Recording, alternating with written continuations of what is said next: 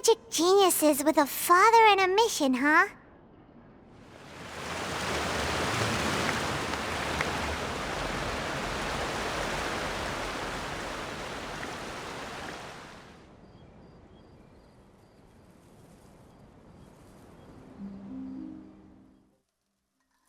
Magic should be mysterious, surprising, and defy logic. Magic is hard work. Every single movement has to be practiced thousands of times. It's alright. We're used to that.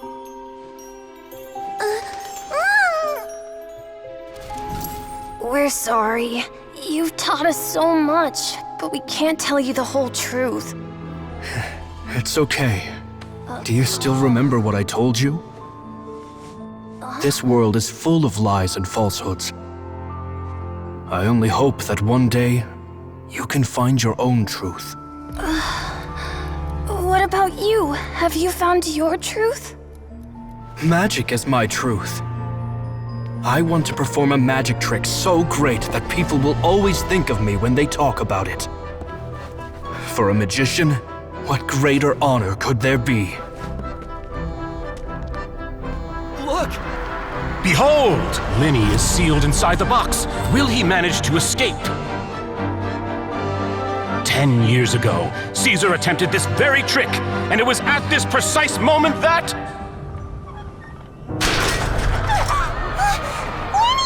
Watch out!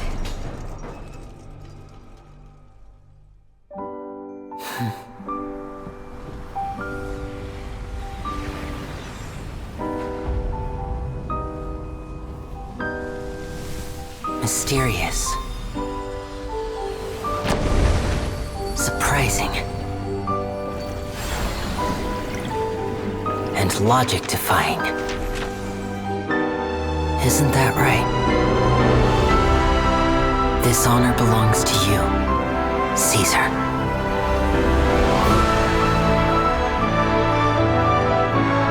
I'm just sorry it's a little late.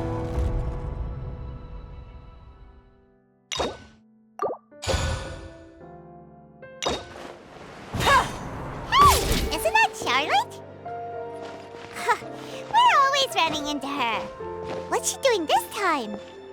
Oh, looks like street interviews. Paimon has a funny feeling that we might be in for an interesting time if we go check it out. Shall we? You gotta find that balance between flavor and nutrition. I see. So you believe that this warning letter was sent by the Phantom Weasel?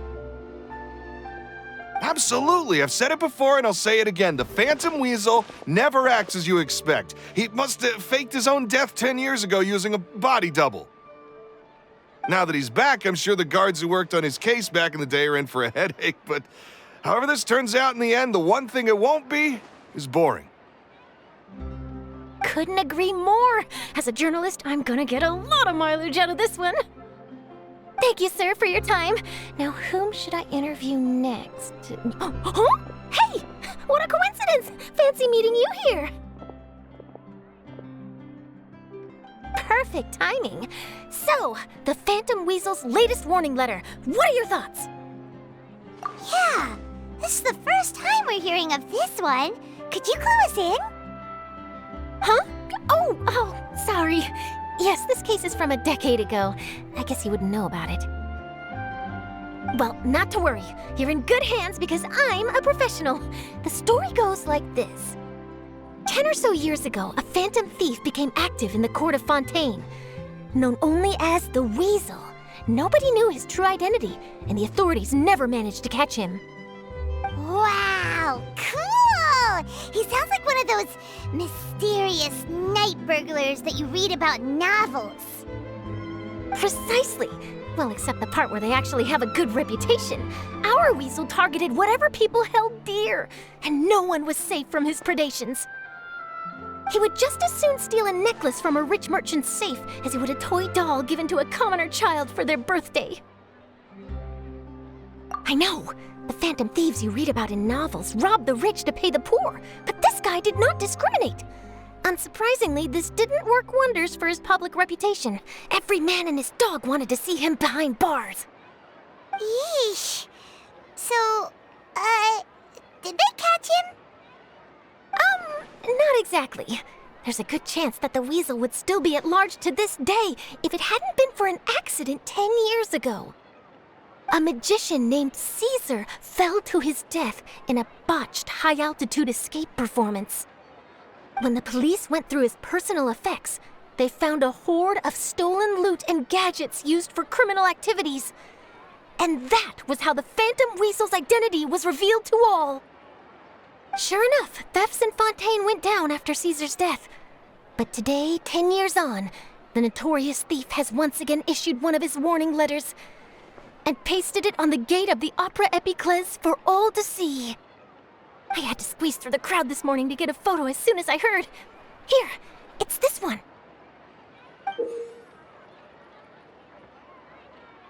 So, this is the warning letter, huh? Let's see what he wrote. 3 days from now, when evening falls, I shall take from you that which you hold most dear at the Opera House, just as you did to me 10 years ago. This is, without a doubt, a clear declaration of criminal intent. After years of laying low, the Phantom Weasel is back with a vengeance. What once seemed like an open and shut case has been blown wide open again. But why has he reemerged now? And what does he want? I sense an epic scoop, and I'm going for it. Uh-oh. If this thief will steal anything that other people value, does that mean even we might be targeted? Aww. But Paimon doesn't want to get kidnapped. Well, he'd have to go through you first. You would stop him, right? Okay, the people have spoken. It's clear that the public are very concerned about the Phantom Weasel's reappearance. Let's see, I've got a photo of the letter, my interview notes. Yep, that should be enough to form the skeleton of my article. It does feel like something is missing, though. Something exclusive. Who should I interview next? I need someone with a more concrete connection to the weasel. Is that who I think it is? LYNEY! Magic, magician, Caesar! The Phantom Weasel! That's it! Let's go interview LYNEY! You see, the original Phantom Thief Caesar was a magician too! And what do Phantom Thieves and magicians have in common? They both have an air of mystery about them. Perhaps there's a connection there. Are you serious? What sort of a deduction is that? Oh, relax! My journalistic instinct tells me that an exclusive news story is beckoning. Let's go! No time for delay!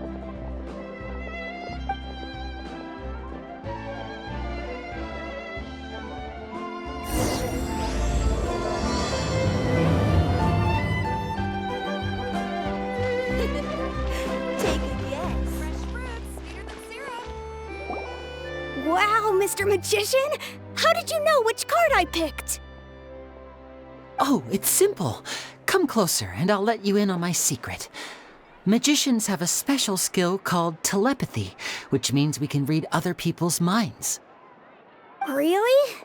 Then, what am I thinking now? Well, first you need to relax, because I can see that you're clenching your fist in your mind, as if to say, no, I mustn't let him guess it. Aww. And now you're getting a little flustered. You're trying to find a way to empty your mind, to think of nothing at all. But the more you try to hide a secret, the easier it'll come out. You snuck out from home today, didn't you? You told your family a little lie so you could come out and play. Now, that's not a good habit. You can tell? Oh boy, you really can read my mind. Of course. Oh, and that's the end of my performance. You should really be heading home. Remember to apologize to your family, all right? They must be worried about you. All right, got it. Bye, Mr. Magician.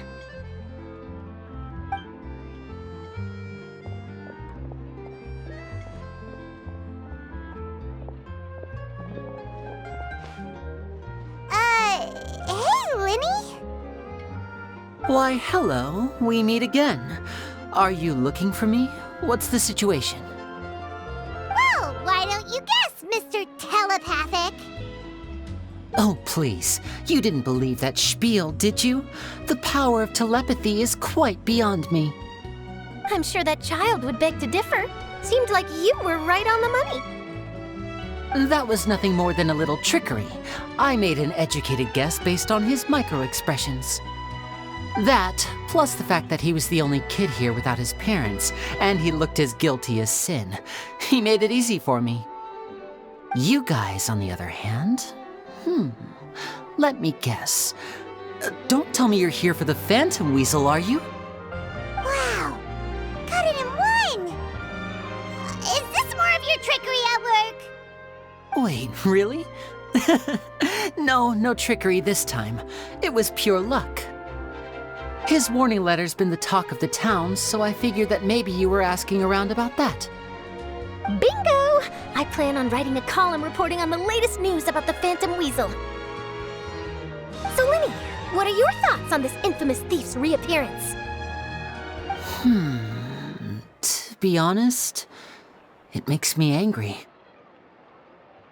Angry? Why? You read his letter, right? The Phantom Weasel claims he's planning something in 3 nights' time at the Opera House. That's the night I'll be performing there. Huh. What are the chances? Wait a minute, you don't think he's after you, do you?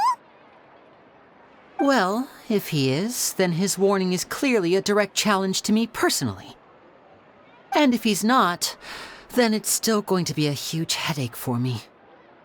The mere mention of the Weasel's name is enough to scare people off. So once the contents of that letter get out, barely anyone will be showing up to watch my show. But I've been preparing for this for a long time. I'm not about to let him ruin my big day. This leaves me with only one choice. I have to expose the Phantom Weasel's identity before the show begins. Really? So what you're saying is, we might get to see a live duel between a famous magician and an infamous thief? Wow, this has exclusive written all over it! To be honest, I'm not sure if I'll emerge the victor. The Phantom Weasel is a notorious crook, infamous for his inscrutable methods. You're being far too modest, Lyney. I think your magic tricks are even more inscrutable than those of a thief. Thanks for the compliment, though I have to say I don't care much for the comparison. A lot of people liken magicians to thieves because we both have the ability to make things disappear without the person noticing. But there's an important difference that these people overlook. Allow me to demonstrate with a quick magic trick. Here, I have a flower, just an ordinary flower that was picked not long ago. Watch it carefully now. 3, 2, 1. It's gone! That's the question. Where did it go? Therein lies the difference between us. Thieves make precious things disappear, but only magicians make them reappear. If I could now invite you all to check your clothes, there might be a surprise in there somewhere.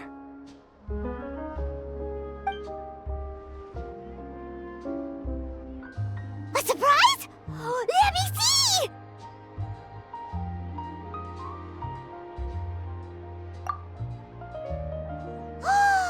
It's right there! But how? You haven't moved this whole time! What an outstanding trick! Sorry, Lyney, it seems that my previous praise was woefully inadequate. Clearly, magic is the superior art form to theft. Don't worry, I didn't take offense.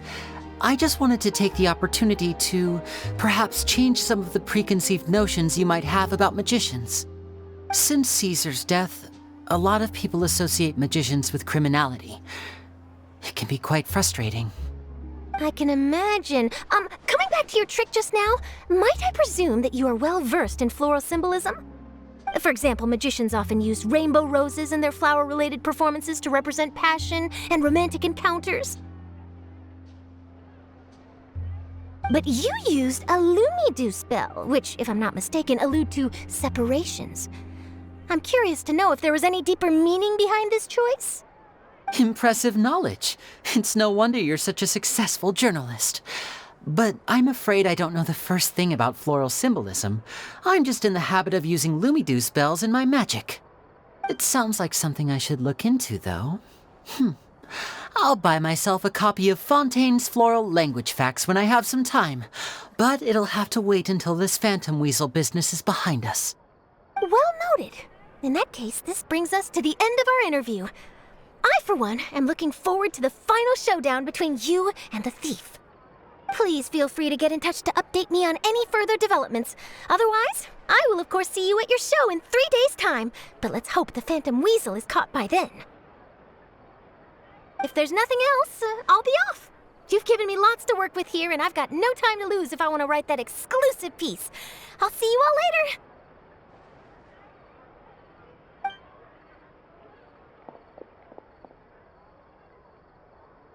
So, Lyney, are you gonna tell us how you did that flower trick now?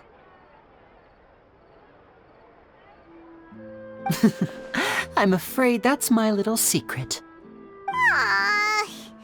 Well, magicians are entitled to their secrets. But Paimon's really itching to know how it's done. You feel it too, right? So itchy. Not so itchy then, huh? Well, since you're so concerned, how would you like to serve as my temporary magician's assistants and help me investigate? Magician's assistants? Oh, that sounds fun! Assistants are technically magicians too! Also, it'll bring us one step closer to figuring out how that darn trick is done! Shall we go for it? The first thing we need to look into is who Caesar really was. If he truly was the Phantom Weasel, that means that the weasel is dead, and whoever wrote this warning letter is just a copycat criminal. But if he wasn't the weasel? Well, that'll make things more interesting. It would mean that the weasel lives, and he's been laying low all this time in some corner of Fontaine. And if we're investigating Caesar, his fiancée Gemma is a good place to start. Word is that she visits the cemetery often, so I asked Lynette to wait for her there. We should make a move. Let's go and rendezvous with Lynette.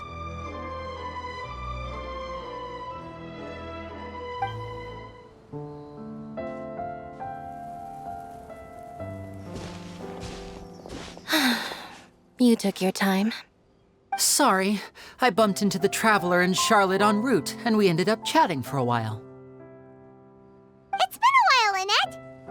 We're working as Lyney's temporary assistants in the investigation of the Phantom Weasel. Thank you. It's good to have you helping. So, what's the situation? Have you seen Gemma? Nope. I've been here a while, and she still hasn't shown up. How bizarre. Maybe it was bad intel. Well, we won't get anywhere by standing around waiting. Traveler, Paimon, let's go ask around.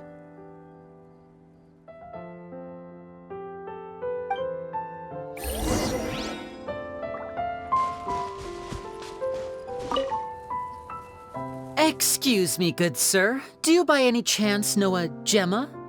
Gemma? You mean Caesar's fiancé? Sure I do. What's this about? I'm just trying to get a hold of her because I need her help with something. I heard she comes here a lot. Yeah, she does. Poor thing. It's no secret why either. She's heartsick. Ever since Caesar passed away, she's been coming here once every week to clean his grave. Often she just sits there in front of his headstone, lost in thought. Sometimes she talks to herself. I asked her what she was doing once. She said she wanted to speak to him again.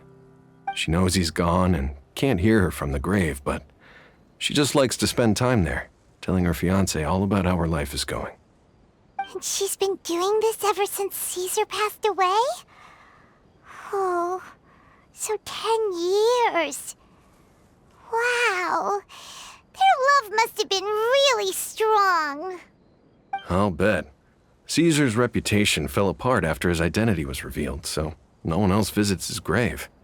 Gemma's the only one who still thinks about him after all these years. I don't know if the mind lives on in the waters after death, but if it does, I'm sure Caesar must be grateful to have someone who remembers him fondly. If I'm honest, I think this is all so unfair to poor Gemma.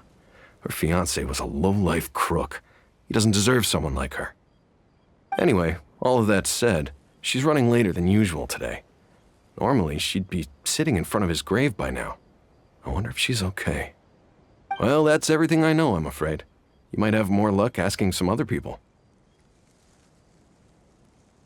All right, well, thanks for sharing all of this with us. We'll keep asking around. You're welcome. I just hope she'll be able to move on one day.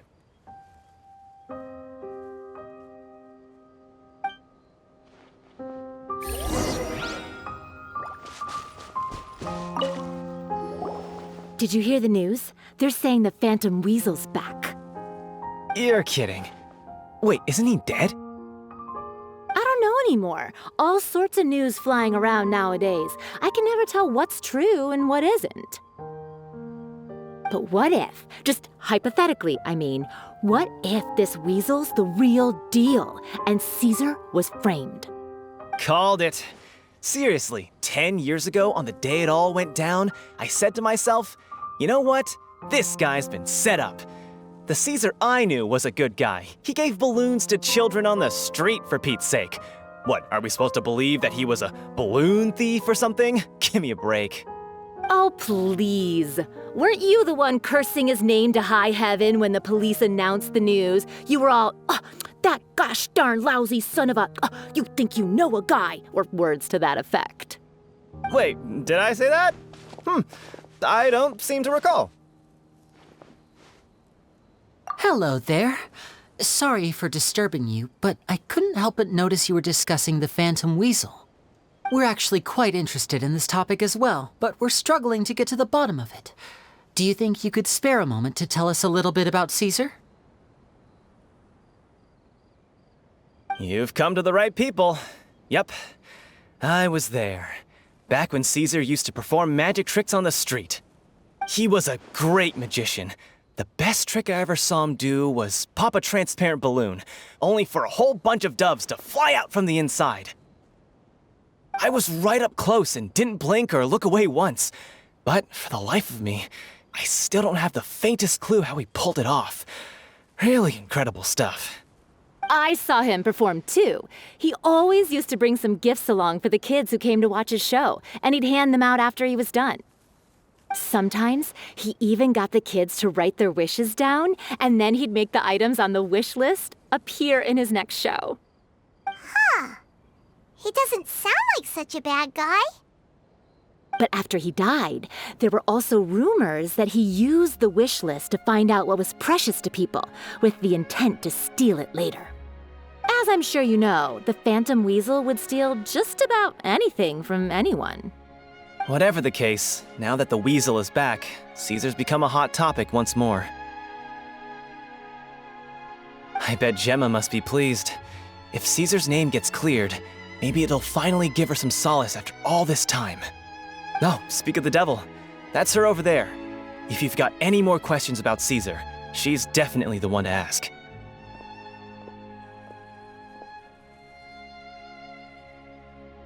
So that's Gemma. Is it just Paimon, or does it look like something's wrong? Wait, it looks like she's injured. Come on, let's see if she's okay.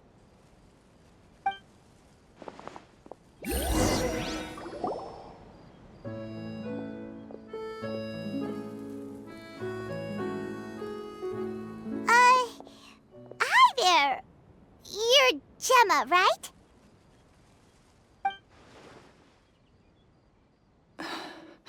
Who's asking? Don't be afraid, we mean no harm.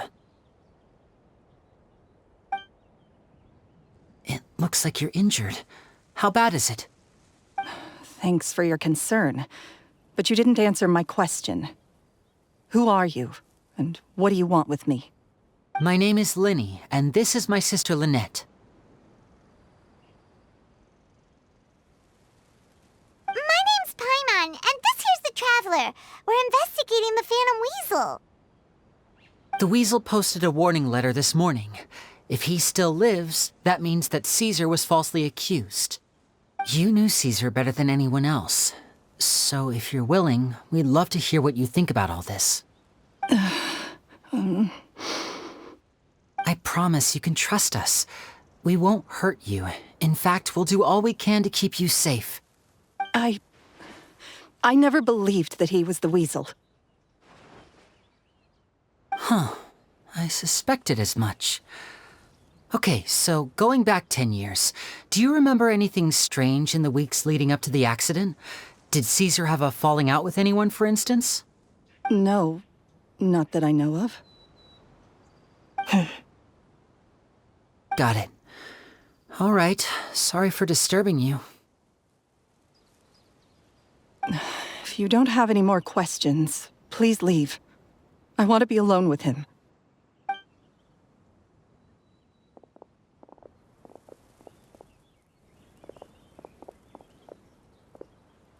Judging by the look on her face, there's definitely something fishy about her. She's lying. She definitely knows something. That's fair. We're just a bunch of strangers who showed up and started questioning her about things that happened a whole decade ago. It makes sense that she'd be wary around us. In any case, I doubt we'll get any further here, so let's call it a day. Meet me outside Hotel de Boer tomorrow, and then we'll start the next step of our plan.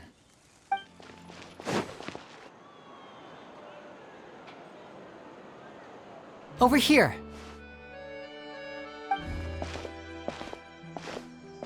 Lynette's not joining us today? I've had her follow Gemma and see if we can make any inroads with her. They should be at a cafe right now. Still, I don't think that Gemma's likely to open up to us. So, we need a contingency plan. Today, we'll be looking into a guy named Lorenzo, Caesar's former pupil and assistant. When Caesar passed away, all the stolen goods discovered in his home were confiscated and returned to their rightful owners. But Lorenzo was the only one privy to all his magic secrets, and he inherited his craft. Before long, Lorenzo was the next big magician in town, his fame surpassing even that of his master, and it made him very wealthy. He's since left the magic scene, though, and these days, he's a wealthy businessman with his fingers in a lot of different pies. I had to pull a lot of strings, but I managed to get him to agree to a couple of drinks with me. Be warned, though, I hear he's got a hair-triggered temper. We'd best be careful.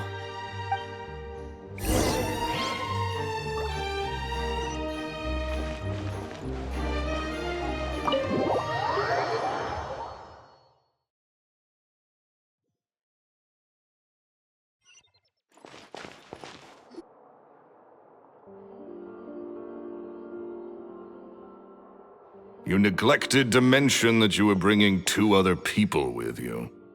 My apologies. These 2 are my assistants. When they heard that I was meeting with the former magic maestro himself, they begged and pleaded with me to bring them along. And if it's no trouble, a couple of autographs would really make their day. Oh, forget the pleasantries, just sit.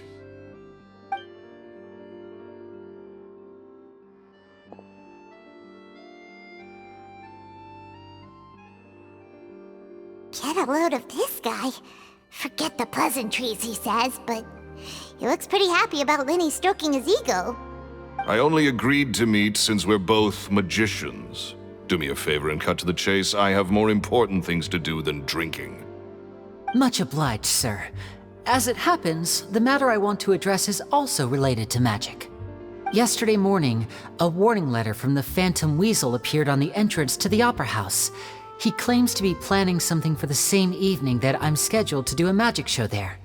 As such, I believe that I may well be his target. I have to get to the bottom of this to ensure that my show can go ahead as planned. Naturally, any investigation into the Weasel starts with a few questions about Caesar, who... What is there to investigate?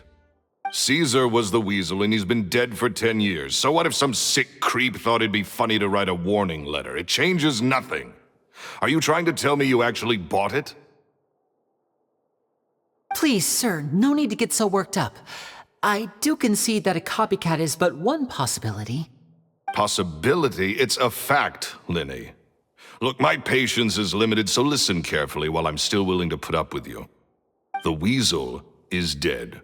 Period. Everyone knows that, so do yourself a favor and quit this investigation. It'll lead you nowhere. Look, if this affects your magic show in any way, I will personally compensate you for any losses. Oh, sir, I'm honored, really. But this isn't about finances for me. My pride as a magician is what's at stake here, Lorenzo. Copycat or not, this person has thrown me the gauntlet, and I must meet their challenge head-on. Your pride? Don't mince words with me, boy. Just tell me, what exactly are you seeking to do? I want to find out the Phantom Weasel's true identity. I have to know for myself what really happened 10 years ago. What would that accomplish? And what do the events of 10 years ago have to do with you, anyway? Look, you of all people should know that a magician never reveals their secrets. And in any case, dead men don't talk. So if you really care about your magician's pride, then you'll forget about Caesar and move on. Uh-oh. This is getting awkward. Lorenzo?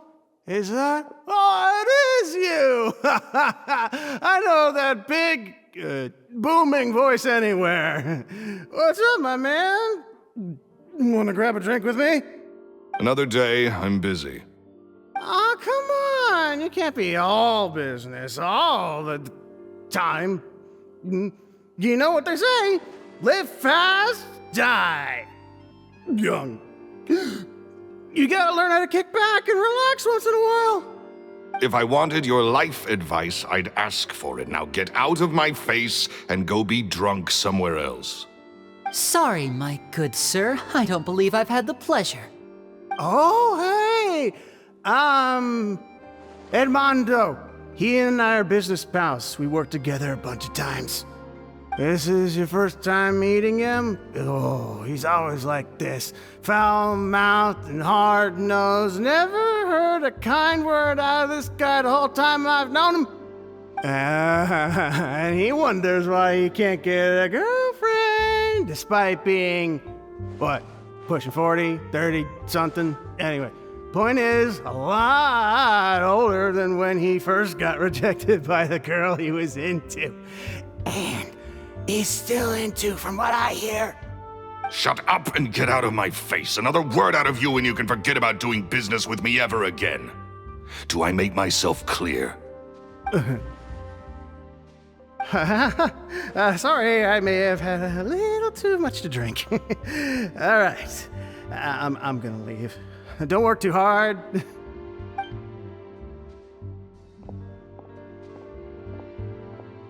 I think it's high time I made a move as well. If you really want to investigate this, LYNEY, be my guest. But if nothing good comes of it, don't say I didn't warn you.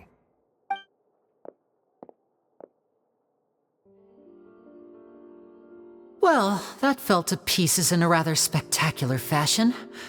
Any thoughts? Totally. And what was all that about compensating you for your losses? Why would someone you just met make an offer like that? He's gotta be hiding something. And not like Gemma. She was a little suspicious, but this guy's definitely covering something up. I think so too. We need to look into Lorenzo more closely. That guy Edmondo seems to know a thing or two about him. He only just left. Let's see if we can catch up with him.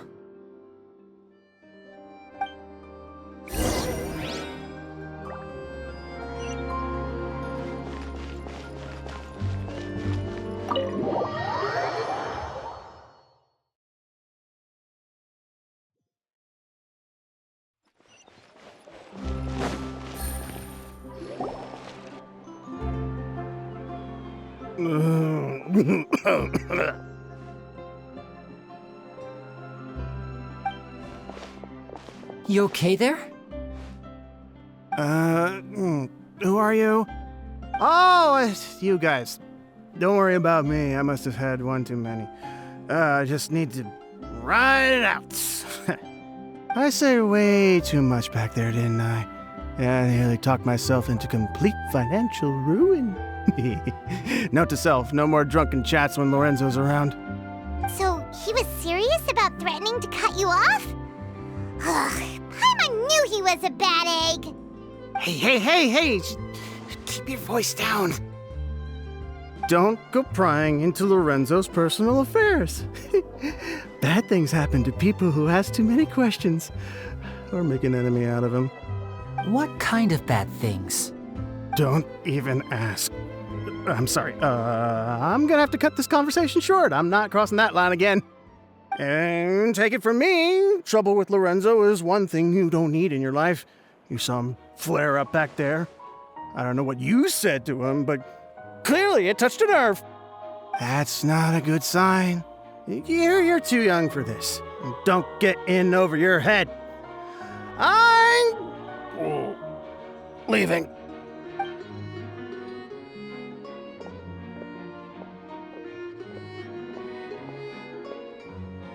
And there he goes.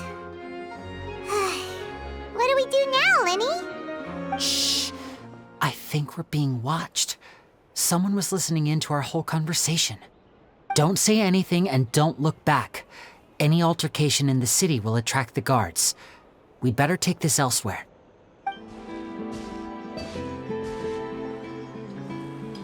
You followed us a long way. Why don't you come out and introduce yourselves? So you're LYNEY. And where's your sister? Ain't she with you today? Save us the trouble and go fetch her for us. Let's not drag this out. Paimon doesn't like the tone of your voice, mister! Who sent you, huh? Save your questions, missy. You ain't gonna need answers where you're going. Capiche? Looks like we can't avoid this fight. Now, I'm not the strongest fighter, so I hope you're ready to back me up. Don't worry, we got this!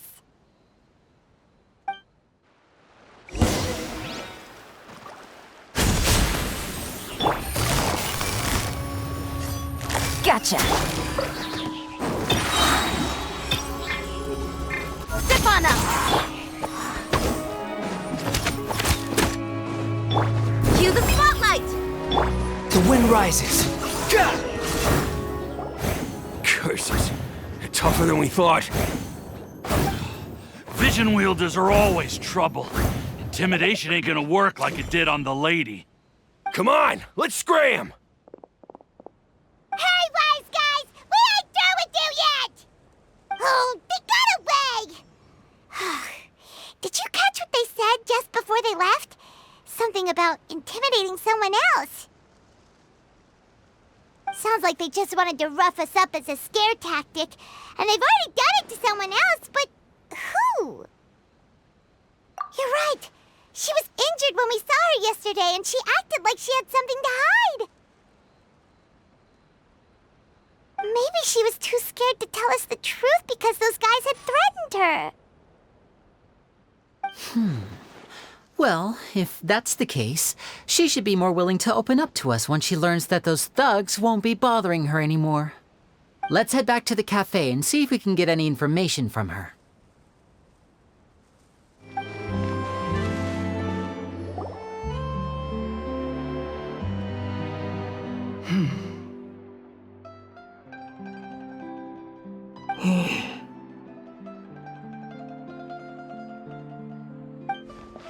Gemma? You again. What is it this time?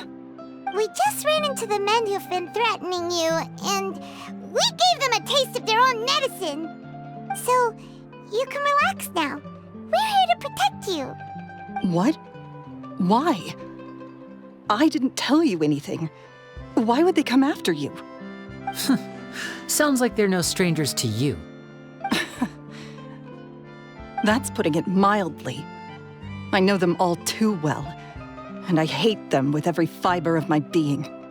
It's been 10 long years, and still every time I try to look into Caesar's death, they show up and warn me not to do anything stupid.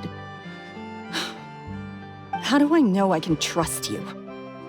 Do you really think you can get to the bottom of it all?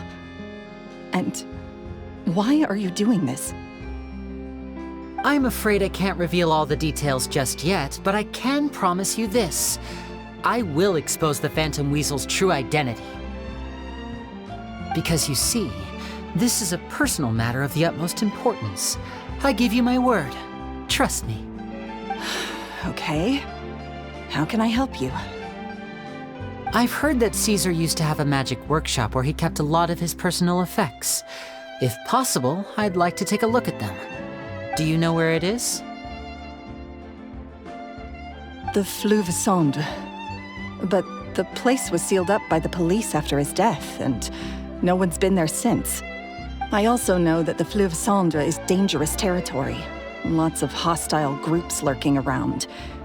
If you're serious about going there, please be careful. Understood. Lynette, you stay here and take care of Gemma. Don't let her come to harm. Got it. But if I'm staying here, I'm ordering dessert. I mean, bon appetit, but stay sharp too. They're likely to come for you while I'm away. Okay. All right. Power saving mode off. I'll start taking this more seriously now.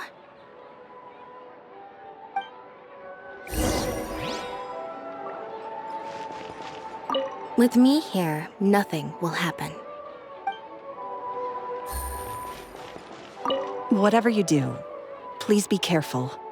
If anything happens to you because you're investigating Caesar, I'll never be able to forgive myself.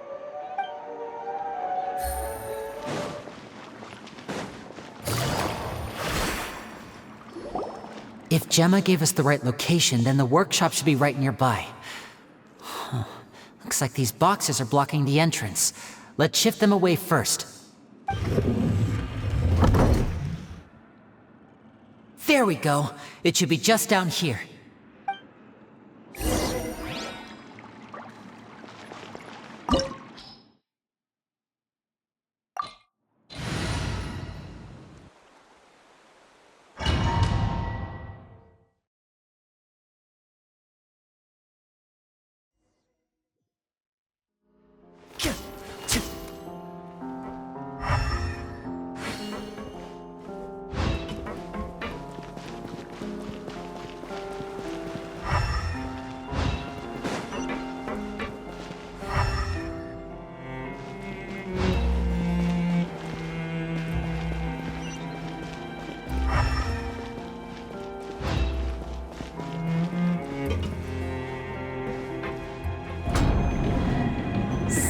This was Caesar's workshop. Nothing suspicious here, just normal magic props. Let's head in further.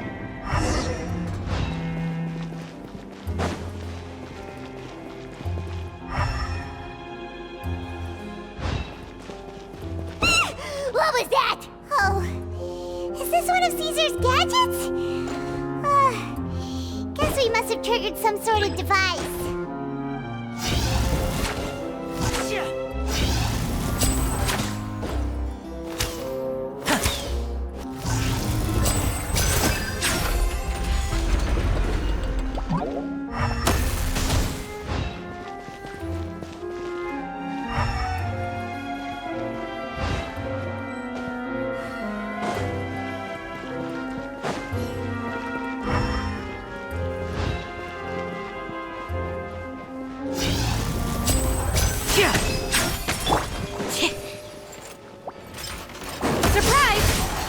Clouds high, the birds call into the wind. Quietly now. Gotcha. Whoa. Look. The doll in the box is glowing.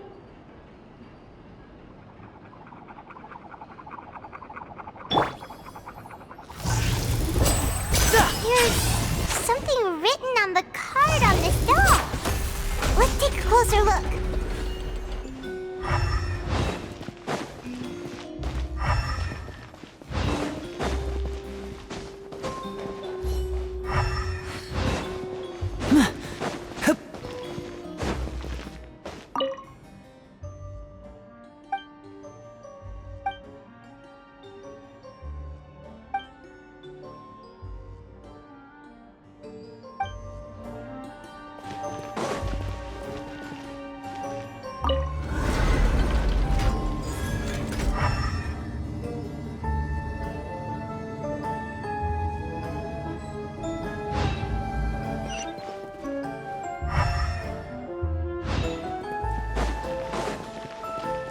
like we've reached the end of this route.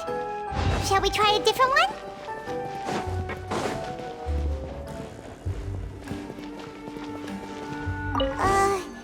These magic boxes are moving. What do we do? One of them looks different from the rest. Let's investigate. Got it. We're supposed to find the box that lit up at the start, right? There should be another wish list inside. Let's keep trying.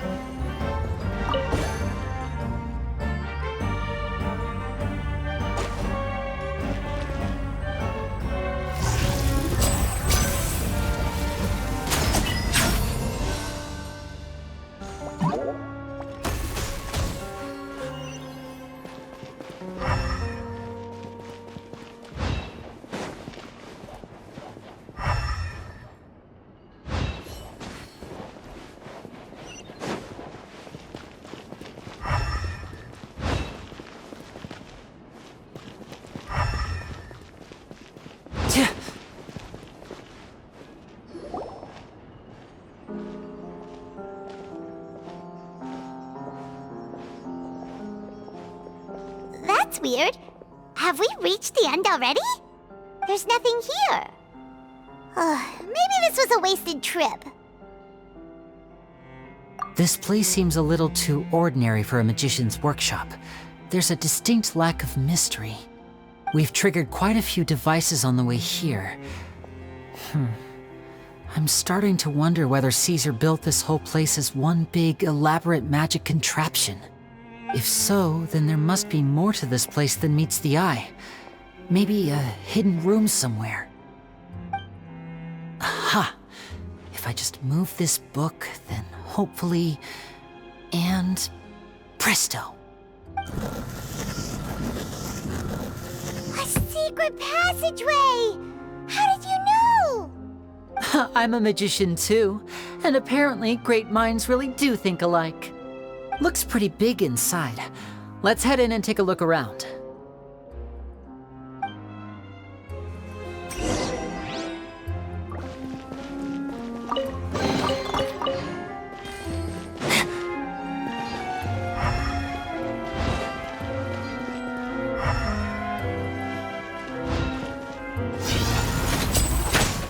Here comes the catch.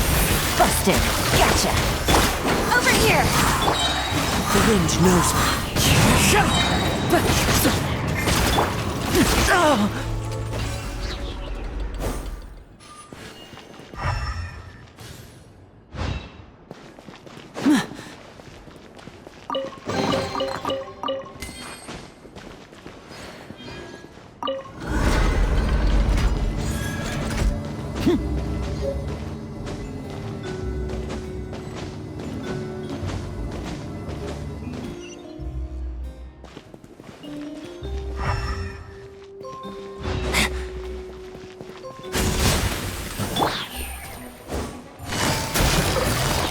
Busted. Let the magic begin! Step on up! As one with wind and cloud, one with nature. Here comes the finale!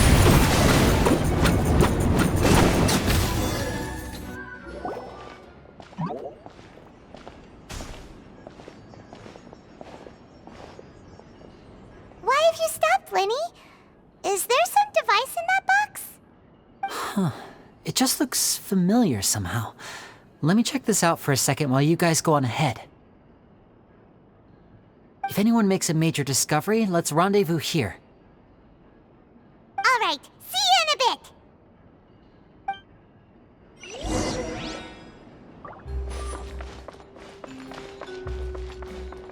The placement of this device inside. If I remember correctly...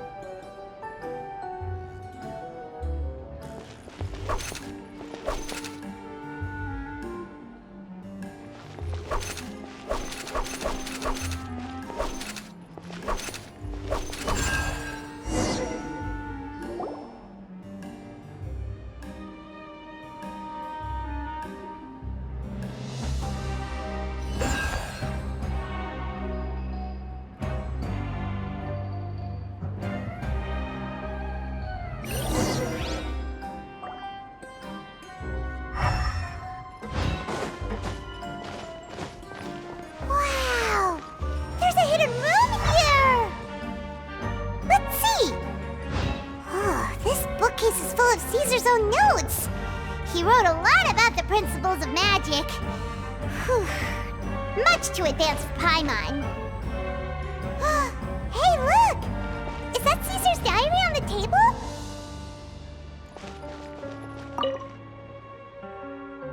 This book's thick as a brick! Let's take a peek inside it, shall we?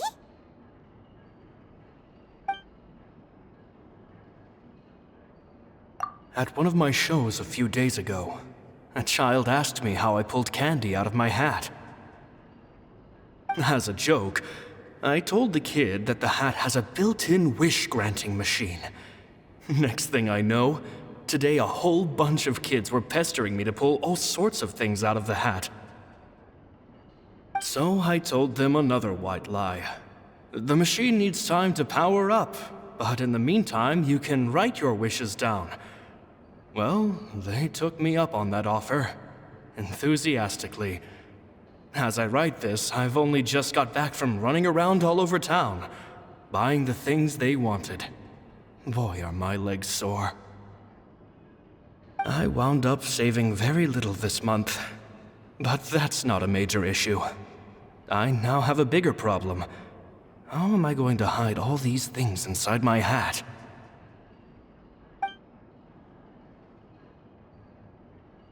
Two children came to talk to me after today's show. I don't know why they were out on their own. They looked much too young to be unsupervised. I do hope they got home safely. Anyway, they said that they wanted me to teach them how to do magic. It's not uncommon for children to ask this, of course, but I've never seen any of them as serious about it as these two. I told them that learning magic is very hard work, but that didn't faze them at all. It's like they already knew. They seemed so committed. I couldn't turn them down. It seems like something's bothering Lorenzo lately, but he won't open up to me about it. Surely he's not upset that I agreed to teach those two children. I'll have to talk him around. I have a good feeling about those kids. They're naturally talented, and it seems like they're not new to the world of magic. They have all sorts of fantastic ideas. All I'm really doing is helping them develop a more professional standard training plan. They wanted to call me Master, but I told them they absolutely mustn't. Any magician worth their salt could have taught them what I have. They're the geniuses here. Compared to them, I don't deserve to be called any sort of master. With time, I have no doubt that they could become far greater magicians than I. My only concern is why they're so mature for their age. I fear they've had to grow up too fast. I don't dare to imagine what they must have been through. Gemma thinks so too. She doesn't like being around them. Says that their eyes are too piercing. They don't bother me, but then again, I've never been the sharpest tool in the shed. It's nearly time for me to go on tour. I asked the two kids if they'd like to come with me, but they shook their heads. I once overheard them talking about their father and their mission. Sounds like their parents have other plans for them. I guess we'll be parting ways soon. It's only been 10 days since I first met them. but I think that I've gotten a feel for their personalities now. They're very tough, but also very cautious, and they trust no one but each other. This, I fear, is not a good habit to have. They hide things from me too. For example, when I asked them where they live and why they wanted to learn magic, they lied. That's the thing about children. Whenever they're trying to cover something up, it always shows somehow. I can sense that their lives have been hard, possibly even dangerous too. They're not like other children. It's a shame that I can't do more to help them. After thinking things over, I decided to tell them a bit about how I see the world. It's full of lies and falsehoods, and that is why we must find our own truth. P.S. I hope they won't find my nagging annoying. Children are so opinionated nowadays. Will it do them more harm than good for someone they've only known 10 days to lecture them like that? P.P.S. Maybe I'm overthinking this. Children aren't interested in grand philosophies. It probably just went in one ear and out the other.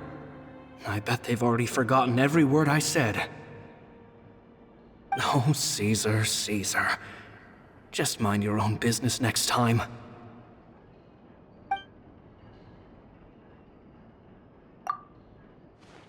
Two magic geniuses with a father and a mission, huh?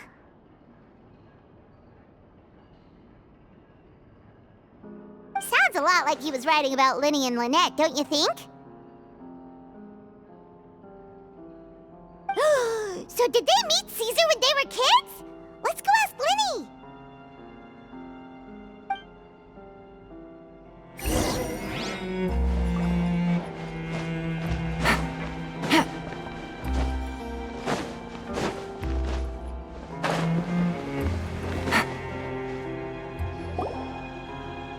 LYNEY? Shh, hold that thought. As I expected, there's a lot of fishy things going on in this place. Fishy? Uh-oh, what have you found? All in good time. Before we go over our new leads, I want to tell you how a high-altitude escape is performed. First, the magician slots themselves into a magic box in full view of the audience. The box is then suspended high in the air, and a short while later, the base automatically opens. At this point, a dummy will fall out of the box, but it looks real enough to grab the audience's attention, and they start wailing and screaming. Meanwhile, the real magician, who has by now blended into the crowd, waits for a good moment to make their appearance and put on a hysterical performance. Oh no! Is that me? Did I just fall to my death? Very vivid description. Paimon can really picture it. And then what? The audience's gaze then turns to the magician, and by the time they realize what's happened, the dummy has vanished, as if everything that just happened was some sort of shared illusion. Of course, that's just how I think the process should work, theoretically speaking. The inventor of this trick never performed it successfully.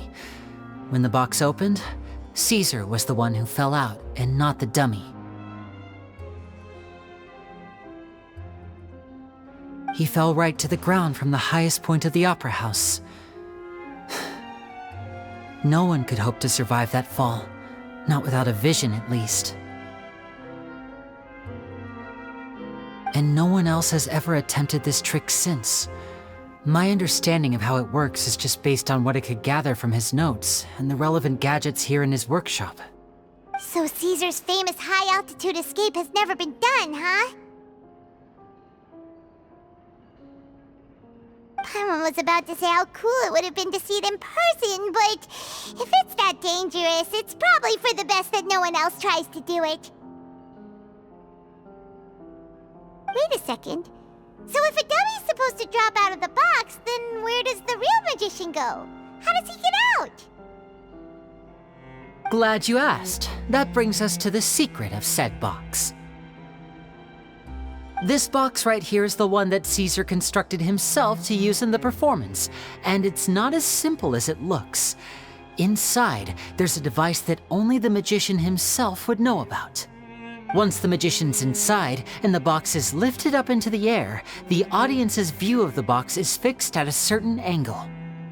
From where they're standing, they have a clear view of the front, sides, and bottom, but the back and the top are now no longer visible.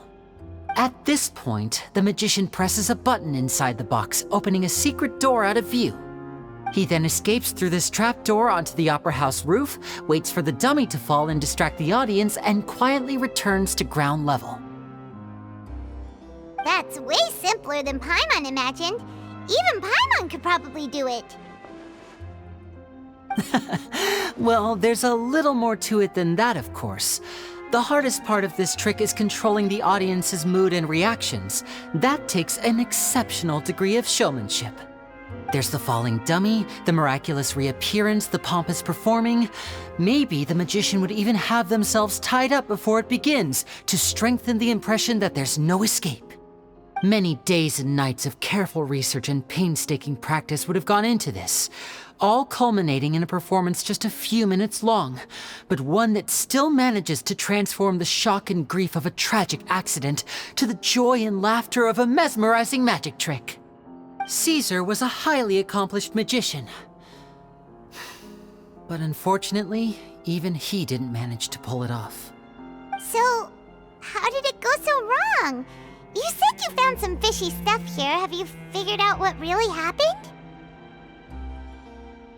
I can make a pretty good guess. I looked into the case files.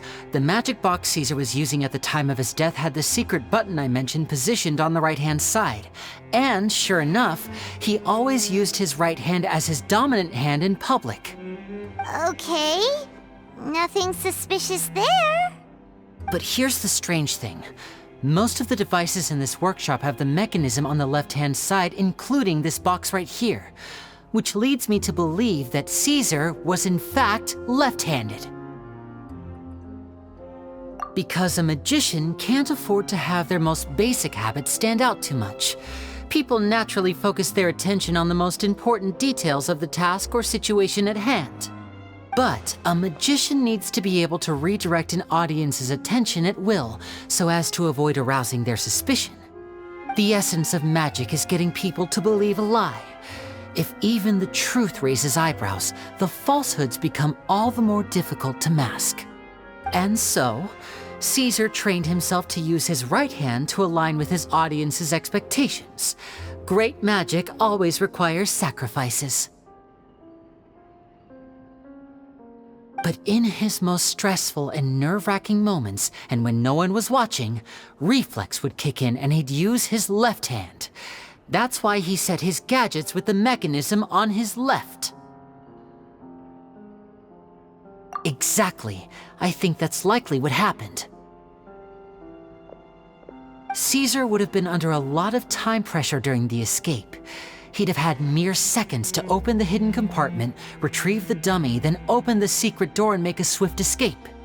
But I'm sure he was confident. He would have rehearsed countless times to the point where it was second nature. He'd barely need to think about what he was doing because muscle memory would guide him through. So he opened the compartment, took out the dummy, checked everything was in order, and then went to leave. With his left hand, he reached for the button, and suddenly, his heart skipped a beat. It wasn't there. Much like when you reach for your keys but find your pocket empty, his mind needed a moment to process what was going on. Instinctively, his left hand would keep feeling around for the missing button, maybe for another second or two, until the bottom of the box gave way. With the stakes being as high as they were, just a 2-second delay cost him everything. The authorities would find nothing suspicious and conclude that his death was due to his own error. But in reality, someone switched the boxes, and they did it to murder him. But how would they be able to make the switch without being noticed? That would be difficult to pull off, no? It would have to have been someone who knew that he was left-handed, and who could move his props around without arousing suspicion.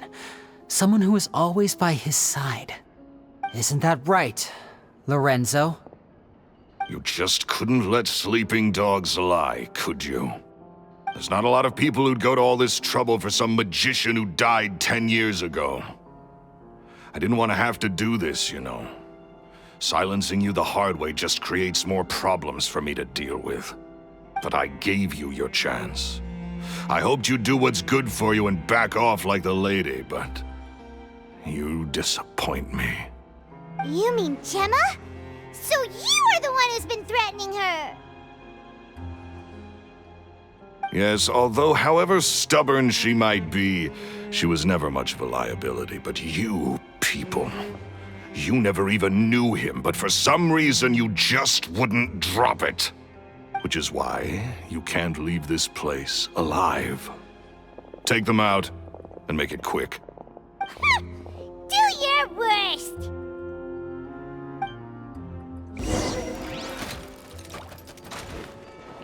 Now disappear! Game's up! Fun's over. Quietly now. The wind knows me. Cue the spotlight! Behold! And voila! Let's get this show on the road!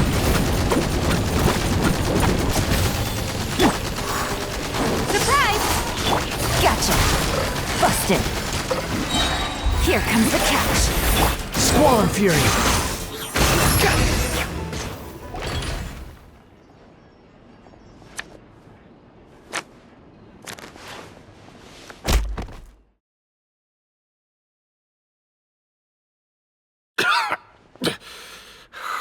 You kids are tougher than you look.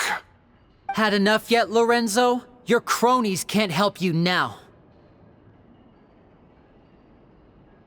I think it's high time you started talking, and what I'd really like to know is, why did you murder Caesar? If I had a mora for every time you said that man's name. Of course you idolized Caesar, everyone else did. But I was the real genius magician. Me! He was just an amateur who did cheap tricks for gullible children. I was the one who made magic into the fine art it is today. The aristocrats doffed their hats to me! So it was jealousy. Jealousy. Hatred, more like. I hated Caesar. All he cared about was his magic. He lived and breathed it. He poured everything into his street performances and his stupid tours like it was just a hobby to him, never bothering to think about Mora. What sort of fool devotes their life to the art of deception and never has a Mora to show for it? But the people loved him, didn't they? Oh, how they looked up to him. No one gave me a second look. All I ever heard was, "Oh, your master's amazing, isn't he?" Amazing. Yeah, so amazing that he was completely broke. Every other apprentice was living it up at their master's expense, but no, not me. I put in all the work, mastered all the skills, and it brought me nothing more than the life I already had. He forbade me from using magic to trick people out of their Mora. There was nothing he hated more than that. And with his reputation in Fontaine, it was too risky for me to go it alone. As long as he was alive, if I dabbled in my own brand of money-making magic, he would expose me, and it would destroy me. I had to kill him. There was no other way.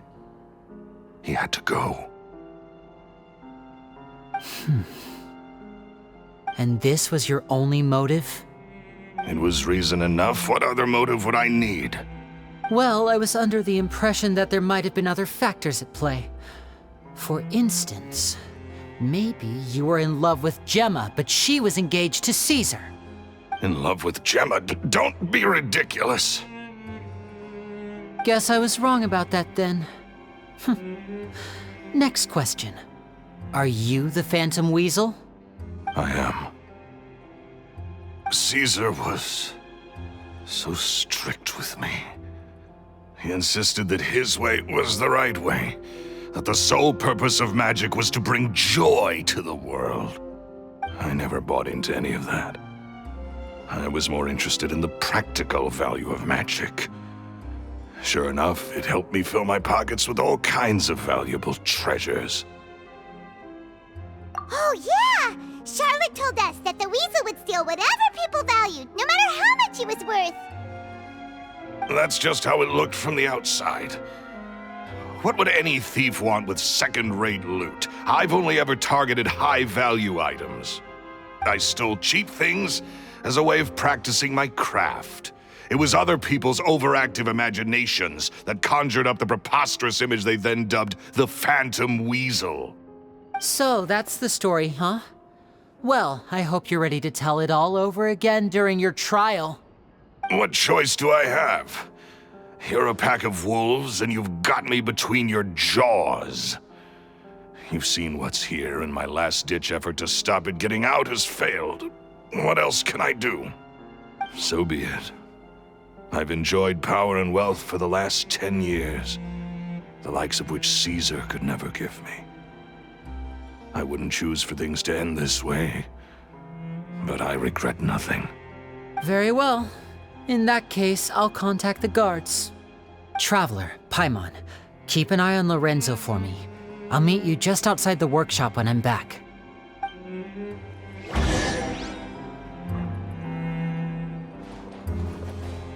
At least I can finally stop looking over my shoulder now.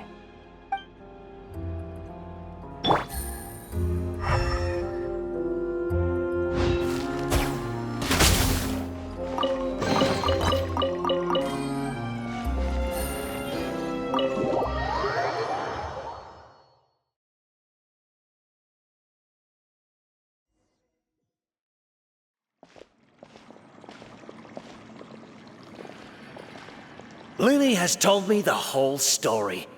Lorenzo, do you confess to the murder of Caesar and to framing him for the Phantom Weasel's crimes? Look who's finally developed a conscience. What kind of disciple murders their own master? I hope it was worth it, because there'll be hell to pay.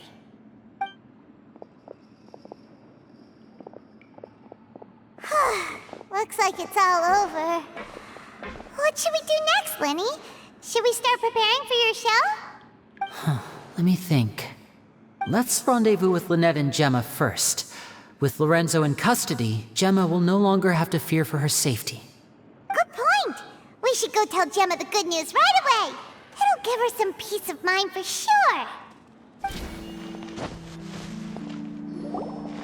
Ah, you're back. You were so quick. I've only just finished my third dessert. Your third? Lynette, come on, we've talked about this. Everything in moderation. You're not gonna have any room left for dinner now. It's fine. I'll shift to exercise mode and jog off the excess sugar.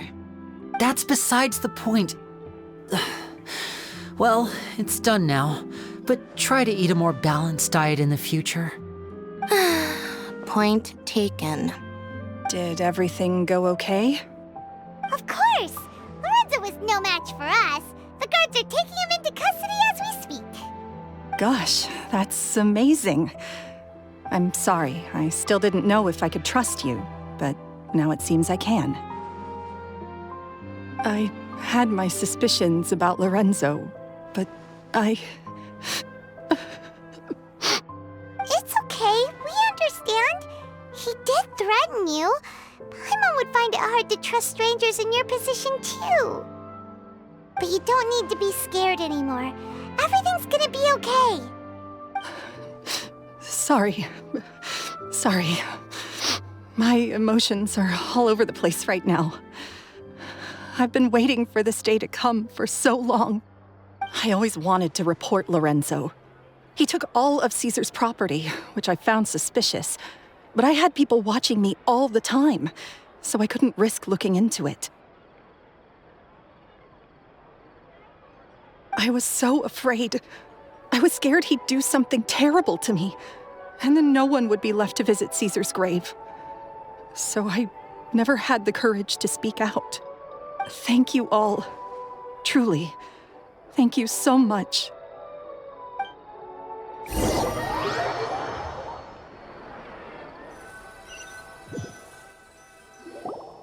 Thank you all for clearing Caesar's name.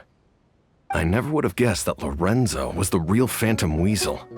He never showed any signs that there were problems between him and Caesar in public. From the outside, it looked like they got along great.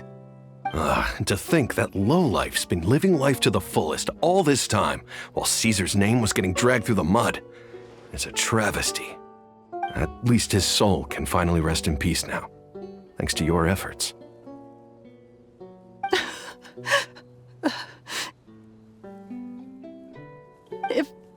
If only I'd realized before it was too late.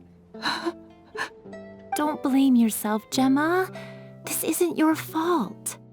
Yeah, you still have the rest of your life to live. Caesar wouldn't want to see you spending it feeling guilty. Cheer up, Gemma. My brother's doing a magic show at the Opera House tomorrow evening. Would you like to come along? It might raise your spirits. This show will be a special one. We're holding it in Caesar's honor. In Caesar's honor? Really? Oh, thank you. I'll be there. Great. We'll see you tomorrow evening. Traveler, Paimon, don't be late. Don't worry, we'll be there. No way are we gonna miss out on a free magic show. Wait, Paimon feels like we're forgetting something. Oh yeah, Caesar's diary! We never found out if the two kids Caesar taught magic to were Lyney and Lynette or not. Lyney changed the topic back in the workshop, so we didn't get a chance to bring it up. Oh well, guess we'll just have to ask Lyney tomorrow evening.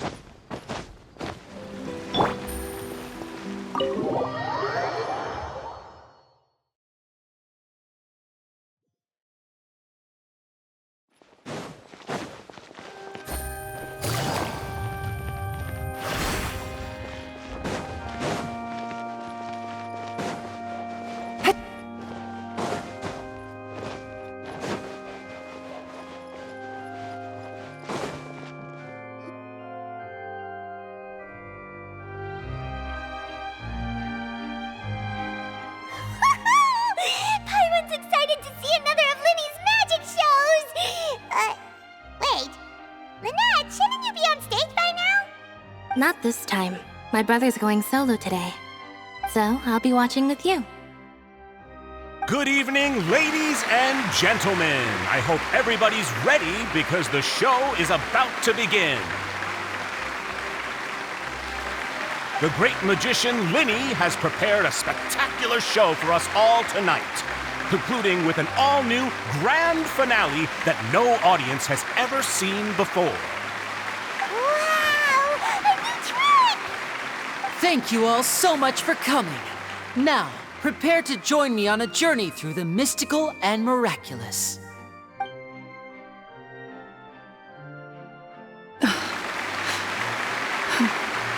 Exciting stuff, isn't it? Yes, it's just... It reminds me of him. No wonder. Caesar was a famous magician too. So, how did you two first meet, Gemma? Well, I was out on the street once, and I saw him performing for little children. Children love magic, because they're willing to believe in things that can't be rationally explained. Caesar had this amazing way of bringing them into a dreamlike world. And somehow, I felt drawn to him too. So I went up and asked him to do a trick for me. Aw, that sounds so romantic. What trick did he do? It was with a flower. He took it in his hand, snapped his fingers, and it magically appeared on my head.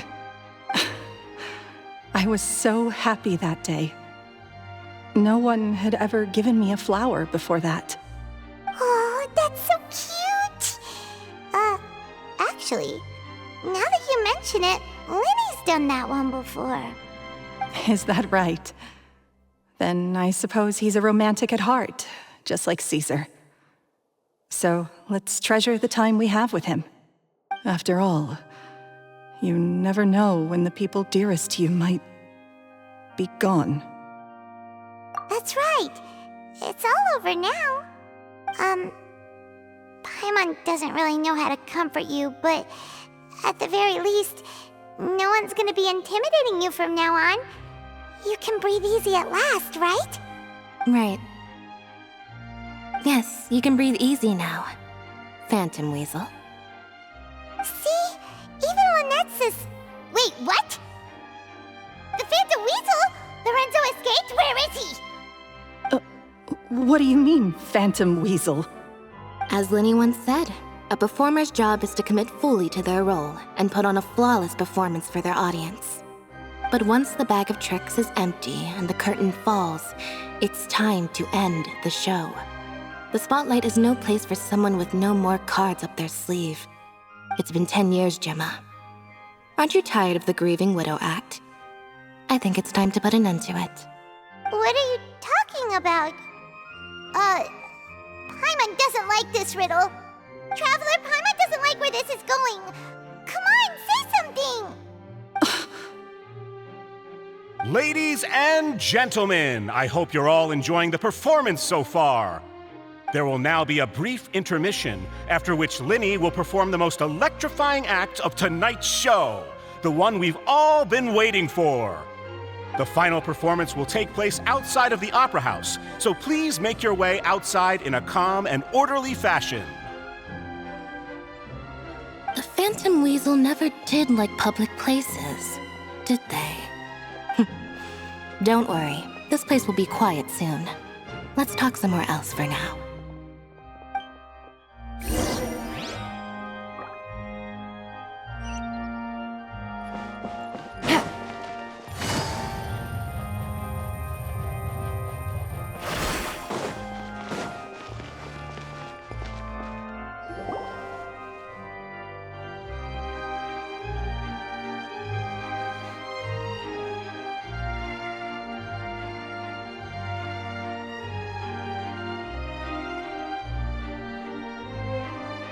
Dear me, this is awkward, isn't it?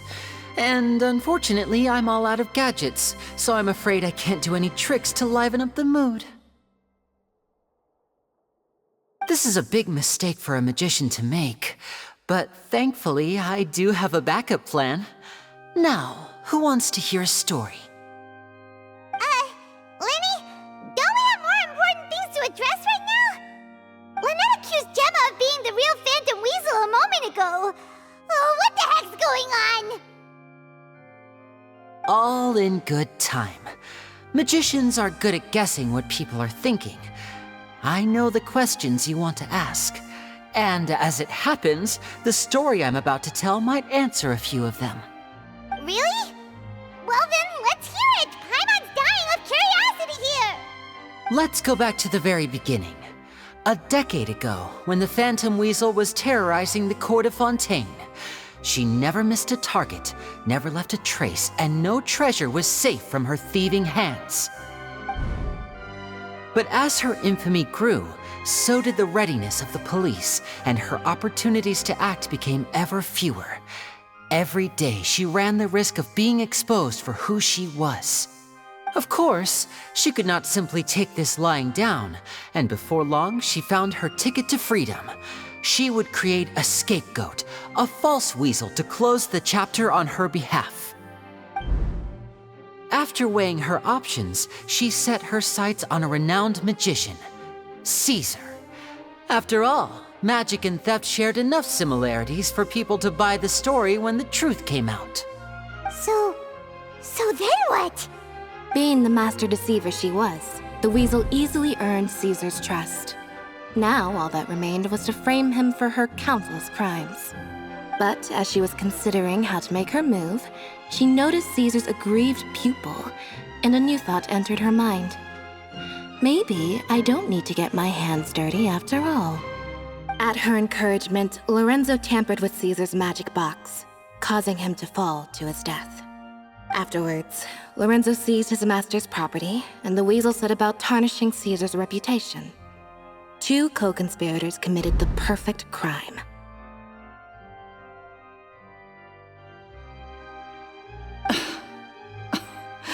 I've got to hand it to you. You're both exceptional storytellers. It's enough to make even me wonder whether there was really another mastermind behind all this, pulling the strings. But I just have one question. You seem to think that I am the villain in this tale. What's brought this on, LYNEY? Is it something that Lorenzo said? Don't worry, Lorenzo said nothing at all. But I never believed that he was the weasel, and in fact, my investigation only made me more certain of that. He was too forthcoming with his confession, as if there was something else he was trying to hide. How disappointing. So you'd sooner trust Lorenzo than me, even without a shred of evidence? A magician is an expert at playing the audience to get the result they want. And I have no doubt that you, Gemma, are equally talented in this regard. With a little help from Lorenzo, you put on a very convincing performance. The lovesick fiancé, whose devotion to her betrothed is unshakable, even under threats of violence. Caesar was maligned and hated by all for 10 years, but you? Everyone sympathized with your plight. Who would suspect for 1 second that the lovely young lady always seen weeping in front of Caesar's grave was actually the mastermind behind his demise? No, not that poor lady. Perish the thought. Wait, so you mean the whole intimidation thing was just a hoax? Gemma and Lorenzo were both in on it? But why would Lorenzo agree to that? And why didn't he sell her out even at the end instead of admitting to being the weasel himself? Yes, why indeed? Maybe Gemma herself could enlighten us on that question. Well, LYNEY, if you're so confident in your version of events, then I think the answer should be obvious. Having killed Caesar with his own hands, Lorenzo was plagued by overwhelming guilt. Revealing the Phantom Weasel's true identity would serve no purpose. But if the weasel remained free, then she could take care of Lorenzo's loved ones. An excellent answer, though sadly a little dull. Is that right? Well, don't let me bore you.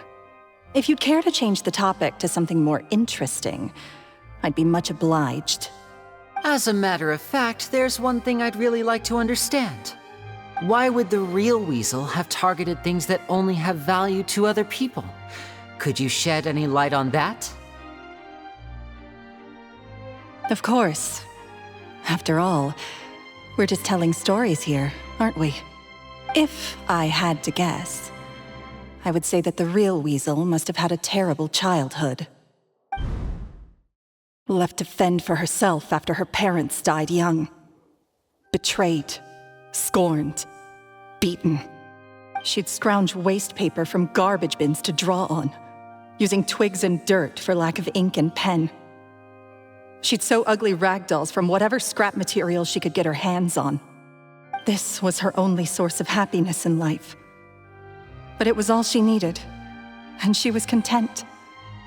Until the world decided that even this was too good for her. Once again, she was betrayed. And this time, everything was taken from her. She felt like life was a miry pit that dragged her further down the more she struggled to escape. At that tender age, she should have been happy. Instead, she stood in the shadows and watched with envy as all good things in the world passed her by. This was a fate too cruel for anyone to bear. Her pain became a breeding ground for dark thoughts. Thoughts which festered and grew into a twisted solution to her troubles. I detest the happiness of others, in all its forms alike. I will rob them of everything they hold to be good and true, and it will fill the void in my soul. That's some pretty heavy stuff. Now it all makes sense. Does this story satisfy you, LYNEY? Yes, it is quite to my tastes. Thank you for helping to clear up my confusion. Huh. That's right! What drove you to write that letter, Gemma? What were you trying to achieve there? Because without that, none of this would have ever come to light. She didn't write the letter. After 10 long years, I'd hoped that the Phantom Weasel would be consigned to the history books by now. But it seems like someone still wasn't ready to let her finally be at peace. LYNEY. Or should I call you the Phantom Copycat now? You were the one who posted that letter outside the Opera House. But why?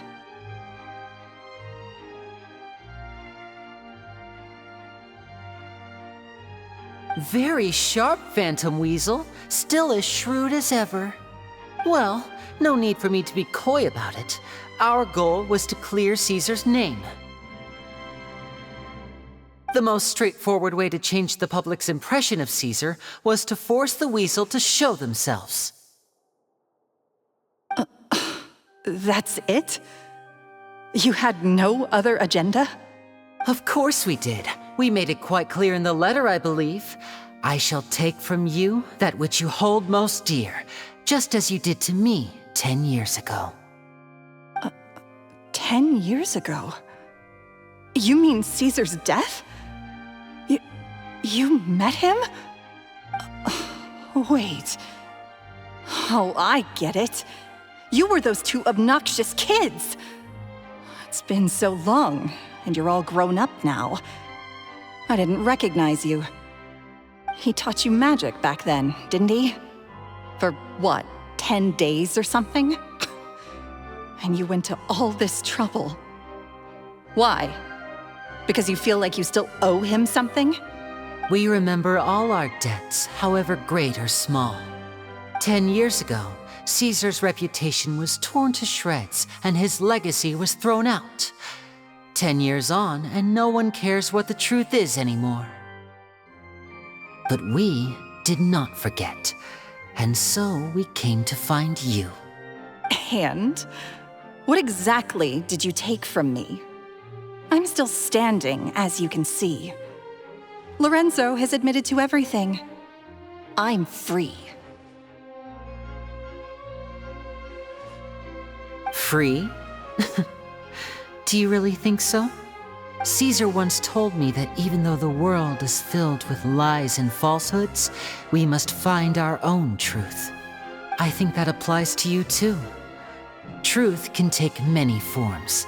Prized possessions with nostalgic value, fervent hopes and dreams, and irreplaceable people. Life took many things from you, and those wounds never healed. When they ached unbearably in the dead of night, stealing became your way of numbing the pain. What are you trying to say? I'm saying that for the last 10 years, you've been living a rather uneventful life. Perhaps that's because you found something other than a life of crime to fill the hole? Back to Lorenzo for a second. He murdered his own master, played along with your act, and took pains to make sure any suspicion would be directed towards him. But what did he have to gain from all that? He knew who you were and the things you'd done, and despite that, he was willing to give everything up for your sake. He's the reason that you haven't felt the compulsion to steal in all these years. You're more than just accomplices in murder. You're the only real friends each other has. So I think you know, deep down, that he is the only truth you have in your life. But that truth is gone now, and I guarantee you, you'll never see it again. Congratulations on your freedom, Gemma. Your freedom will cost you dearly. From now on, you'll be all alone in a world full of lies and falsehoods. I do hope you'll be able to bear it. You've still got a long life ahead of you after all. Gather round, one and all. The time has now come for the amazing LYNEY to perform his final act in tonight's show. I'm sure you're all wondering what he has planned for the grand finale. Well, wonder no more, for the answer is a death-defying high-altitude escape. A high-altitude escape? I'm sure you all remember the magician Caesar. This was the very trick that led to his fatal fall, after which he was dubbed the Phantom Weasel. But we have now learned that Caesar was wrongly accused, and that the real Weasel has now confessed to their crimes. Guess that's my cue to leave. Whew. I've been practicing this one for ages now, but I'm still a little nervous. Traveler, Paimon, I hope you enjoy the rest of the show. There may be a lot of people watching tonight, but you alone are my true witnesses.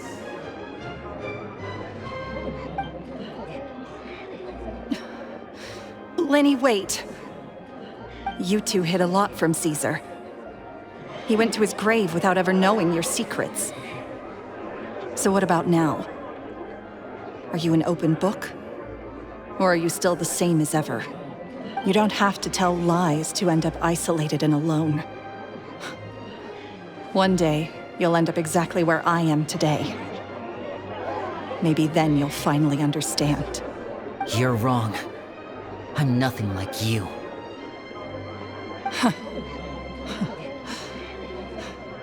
So, what are we, doing now? Like Lyney said, when you're ready, let's head outside and watch the show. But what about Gemma? She'll figure out what's best for her soon enough. Oh, and if you'd like to see Lyney after the show, you know where he'll be. The usual haunt. All right. Well, let's go and watch Lyney's finale then. This trick's a pretty dangerous one, but he should be able to pull it off, right?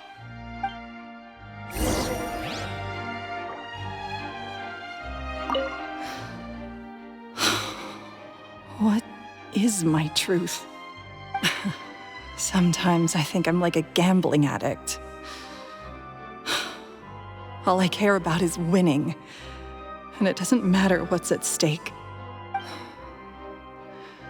By the time I come to my senses, I'm left with nothing. Oh, if I had my time again.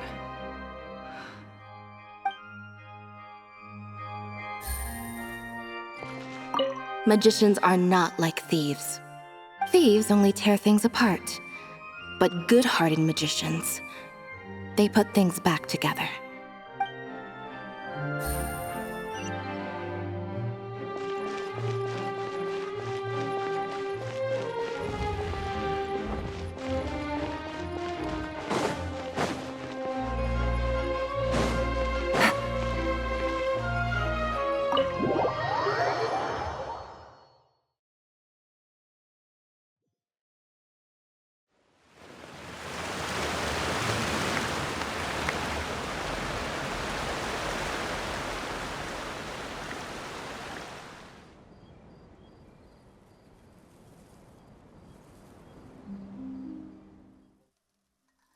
Magic should be mysterious, surprising, and defy logic. Magic is hard work. Every single movement has to be practiced thousands of times. It's alright. We're used to that.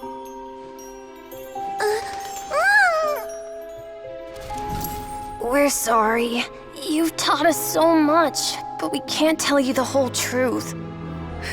It's okay. Do you still remember what I told you? This world is full of lies and falsehoods. I only hope that one day, you can find your own truth. What about you? Have you found your truth? Magic is my truth. I want to perform a magic trick so great that people will always think of me when they talk about it. For a magician, what greater honor could there be? Look! Behold! Lyney is sealed inside the box. Will he manage to escape? 10 years ago, Caesar attempted this very trick, and it was at this precise moment that...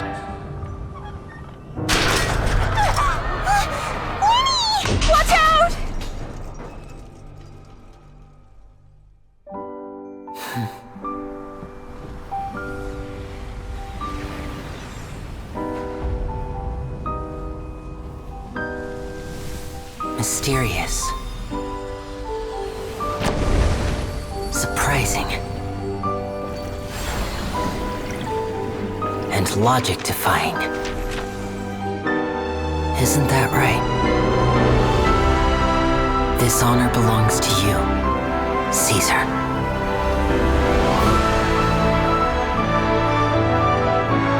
I'm just sorry it's a little late.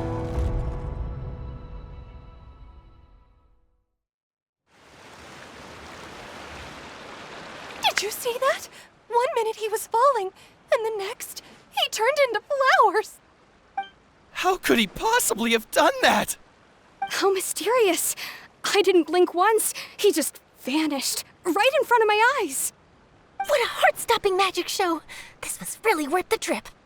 Caesar's name has finally been cleared, and Fontaine's new star magician LYNETTE has fulfilled a wish on his behalf.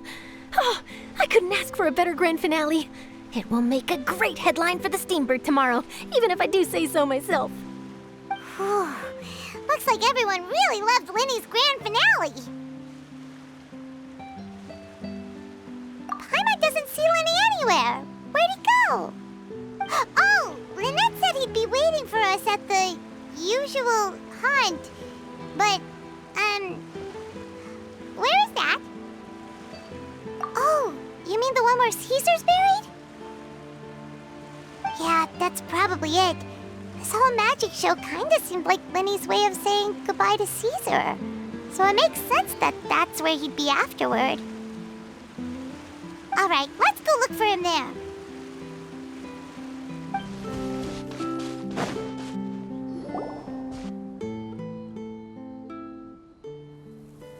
LYNNETTE! There you are. Are you alright?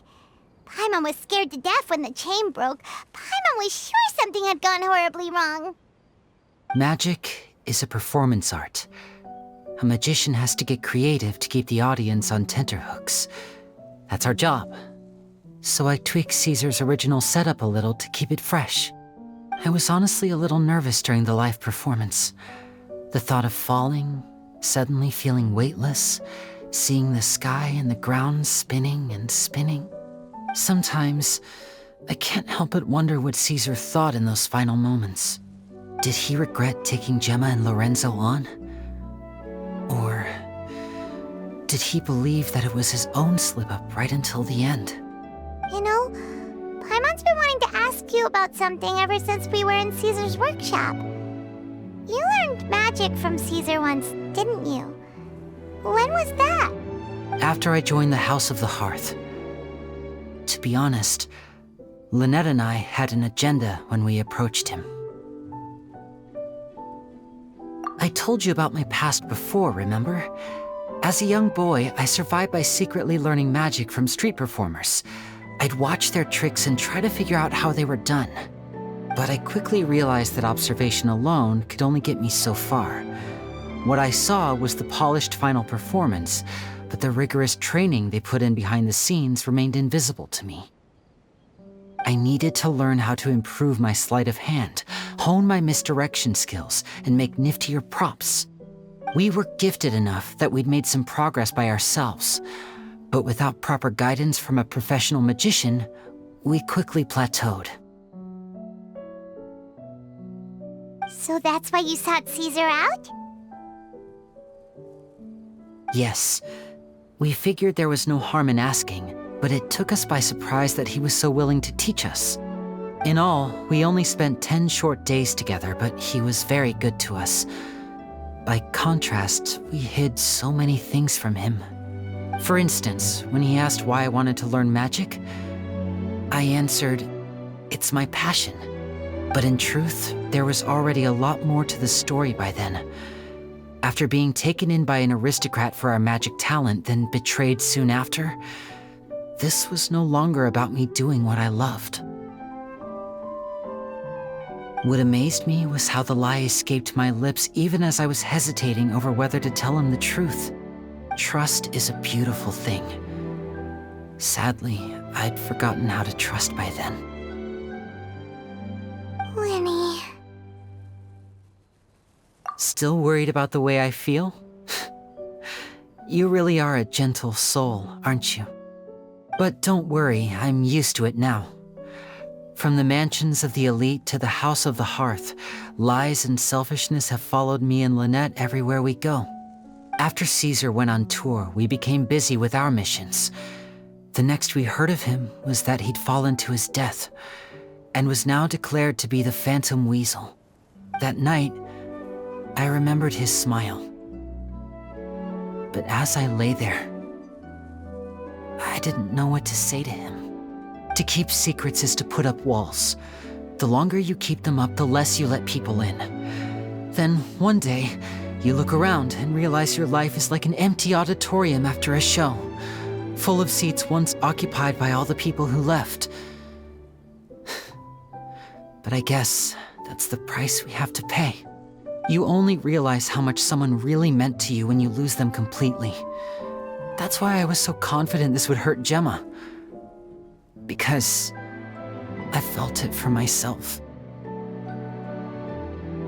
Yeah, cheer up, Lyney. We've had to say our fair share of goodbyes during our journey, too. But whatever happens, Paimon always believes in what tomorrow brings. Delicious food, fun toys, and the traveler by my side. Paimon just needs to focus on things like this, and all the unhappy stuff goes right out the window. You know, Traveler, doesn't that kind of make you Paimon's truth? Exactly. It's the same for me and Lynette. We are the truest thing each other has in the world, and nothing can replace that. Life has taken plenty from us, like it did from Gemma. But at least it left us with each other. That's what gave us the strength to get through the darkest days. That's why the darkness never consumed me and why it never will. Maybe we live in the shadows too, but we remember every precious ray of light that shines through. All right, time to lighten this conversation up a little. What did you think of the show tonight? Were you happy with it? It was amazing! Paimon just wishes we hadn't been so distracted with the Gemma situation. We spent most of our time in the opera house just talking and pretty much missed the entire first half of the show. Lyney, could you do just one more trick for us? Whoa, that's a bit of a tall order, I'm afraid. The show's just finished, so my sleeves are decidedly card-free right now. Aw, come on! Surely you can think of something. The Lyney Paimon knows can do anything if he puts his mind to it. Oh, all right then. I'll give it a go, but only because it's you. Watch closely. I have a flower in my hand. You liar! There's nothing in your hand! We ain't going along with this! Huh? My goodness, you're right. But I could have sworn I brought one here with me. Okay, try this. Count down with me. 3, 2, 1. 3, 2, 1. Now, have another look around. Maybe the flowers appeared somewhere else. Really? Let's see. Wow, there it is! Oh, this is a different flower from the last time, right? This one's called, oh yeah, a rainbow rose. But more importantly, Paimon has to know how the trick is done. Please, Lyney, pretty please! Well, if you want to learn magic, you'll have to start by addressing me as teacher. Ugh. Fine. Please, teacher, please! Since you asked so nicely, I'll share one little tip with you. Namely, the student of magic cannot solely rely on others being prepared to reveal their secrets. You have to observe, think, and find the answers for yourself. Is that it? Look at the time. We shouldn't linger here too long. Thanks again for coming to see my show. I bid you both good night. I look forward to seeing you again. All right, fine. See ya. Shall we head back now, too? Oh, Paimon can't wait to read The Steambird tomorrow. Paimon bets Lyney and Caesar will be placid all over it. Let's head to the Steambird's offices tomorrow morning and see what we can find out.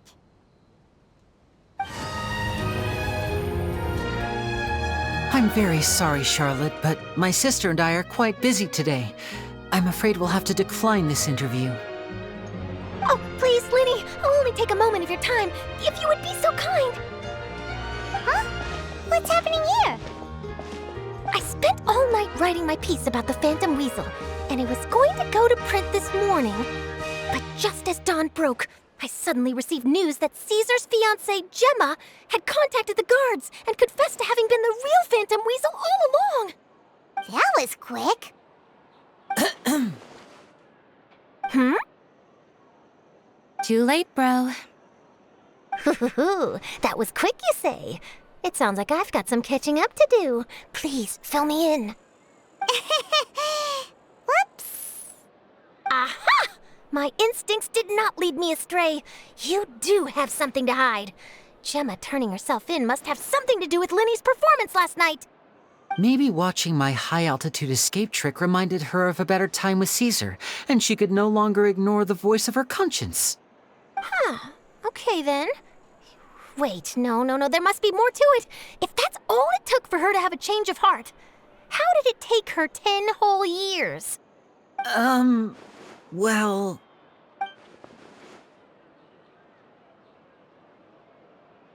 Oh, I remember now!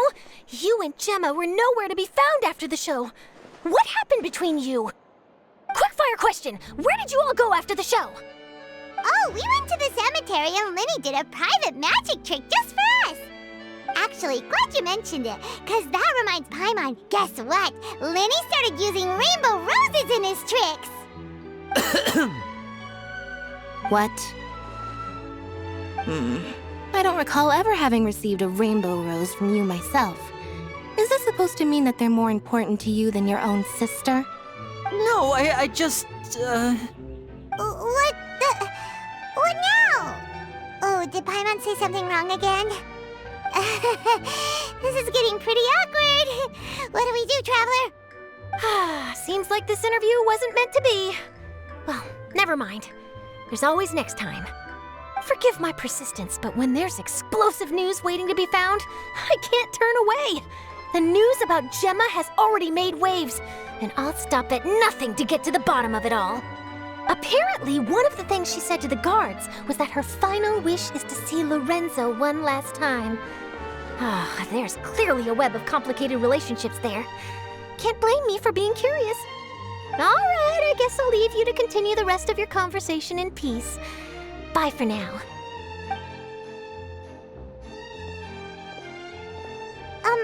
Lynette? Paimon didn't mean to... Don't worry, I wasn't angry. I was just trying to distract her. Oh, really? Oh, thank goodness. You scared Paimon there. Phew. You and me both, Paimon.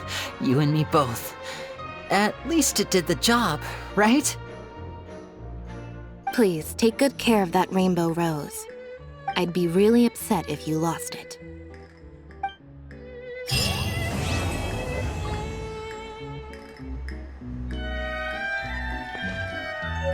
It should be fine. I'm sure it'll get resolved.